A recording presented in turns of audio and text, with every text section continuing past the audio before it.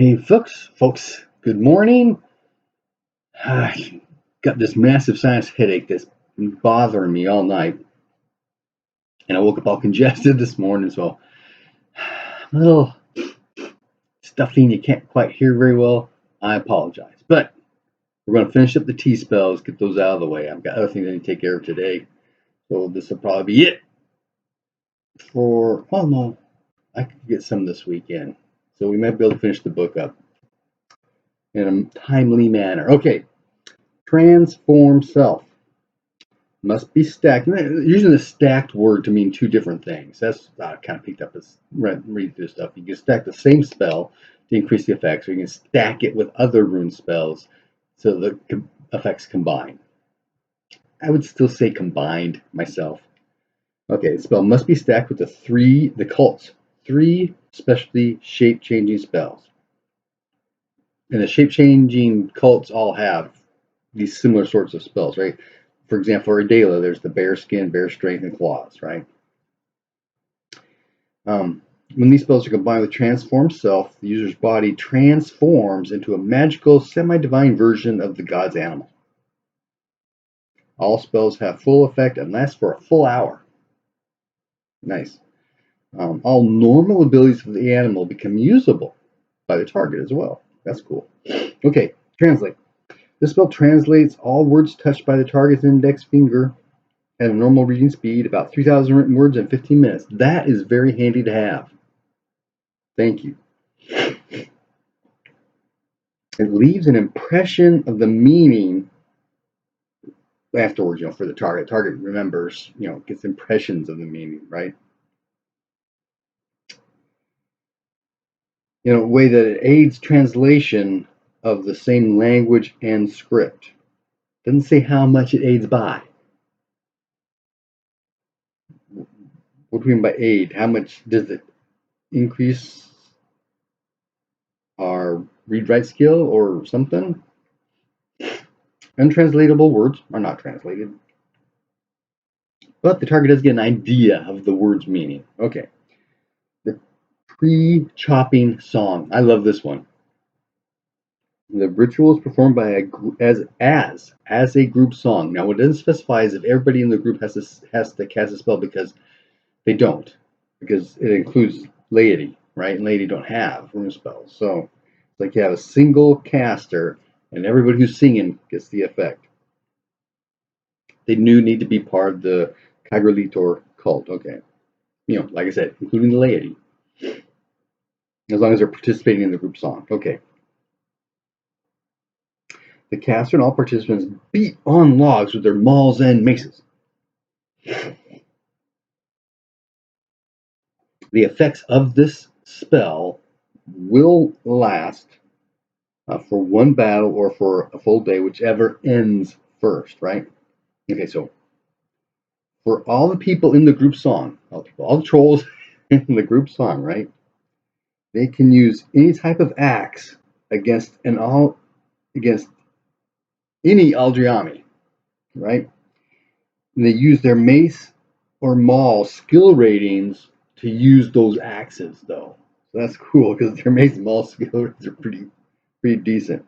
No Romans convert about elves and trolls is usually marked by the evening before this, song going off. Okay.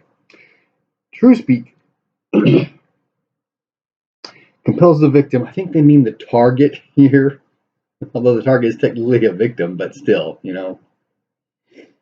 Speak nothing but the truth for duration, answering all questions literally, all in a literal manner, right? Okay. The user, the caster, must overcome the target's power for each question. The target can, notice we say target here instead of victim, like earlier. We can use the same words over and over again. Okay, the target can refuse to speak at all. Yeah, they can refuse to speak, right?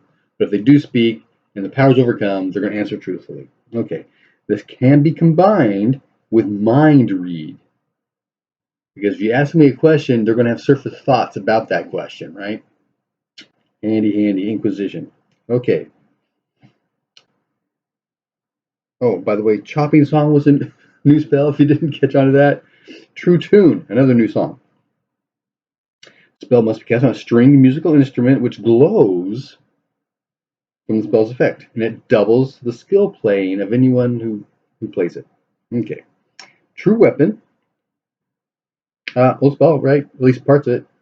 Okay. Cast on a specified weapon because you've got true sword for Maki's, right? I think you got true axe for Beast of Gore.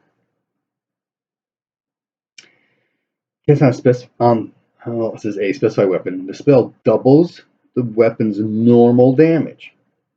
So when the wielder hits, they roll the weapon damage dice twice. So if it's a broadsword, you roll 2d8 and you add 2. Your damage bonus isn't doubled, but it's added to the damage, right? But they don't mention here, but you don't double magical bonuses either, or magical effects. They just get added on. Okay. Also, they don't have any compatibility rules written in here, like you can't cast true weapon with flame sword or something like that. I don't know if there would be or not, but it'd be nice to say is compatible with other weapon damage boosting spells such as Blade Charm, Flame Blade, whatever. Okay, Turn Blow, new spell. This one got me really confused a bit at the beginning as well, so we're going to go through this maybe twice. Okay, for the next 12 strike ranks, excuse me, new spell, cast on strike 1. For the next melee round, the spell reflects. The word they use is reflects, and it's Turn Blow that reflects all damage done to the caster back onto the attacker. Cool effect, right? So we get a little more detail. Okay, so you're struck with a melee or missile weapon. Any damage that penetrates your armor damage the attacker as well. This is where the whole reflex thing comes in to play. If you're reflecting the damage, shouldn't the damage that you would have received get reflected back? But no, as I read through the rest of this, you still take the. In fact, the example specifically says the target, the caster took 14 points of damage. 14 points penetrated. Special attack spear, Gavin thing, right?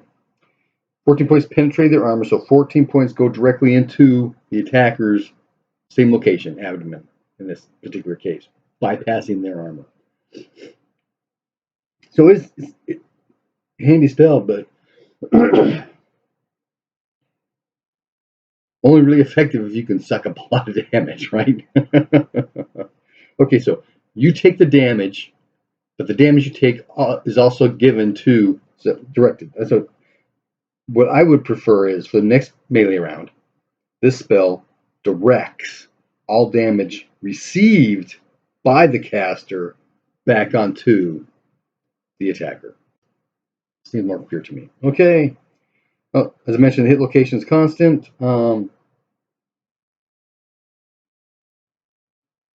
Poison and blade venom don't do this. But, blade sharp, bonuses, and other stuff does. Okay. It says that. Okay, remember that it bypasses the attacker's armor, right? The shield spell, however, does in fact protect the attacker. So if the attacker's got shield up, it's going to suck up that much damage from the damage it receives that you had received. Okay.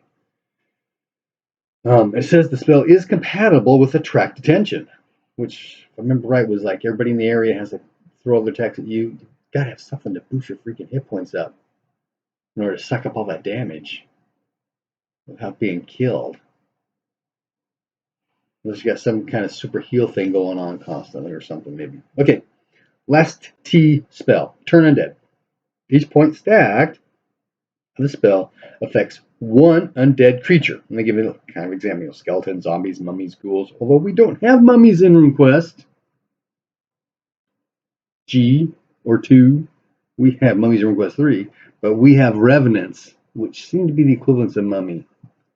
So I'm going to cross that out because we don't have mummies in RQG. Okay. Ghoul, vampire, etc.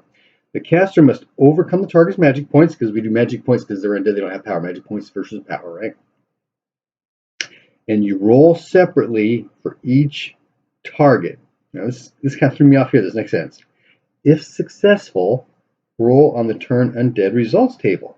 Okay, is this success power versus magic points, or is this success in casting the spell?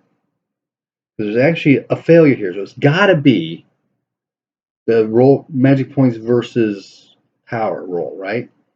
If you get a critical success on that, although part of it, I'm thinking, if you get a critical success on your roll on your turn undead, that's going to do massive things, right? Undead destroyed. And then you just have to overcome their power. Each one gets destroyed as you overcome their power. But it has this fail. If you fail to turn undead, then nothing should happen, right? Yeah, but if you fail to overcome their magic points, but you're successful with your spell, then maybe there is an effect. And so, yeah, I think it's what this result thing is about, the magic points versus power roll. Although generally we don't look for critical and special successes on that roll. But there are critical and special success effects, as well as normal success and even a failure. If you fail with your fail overcoming their magic points, they're still affected as befuddled. But if you fumble your magic point versus power roll, then there's no effect. Okay. Happy gaming.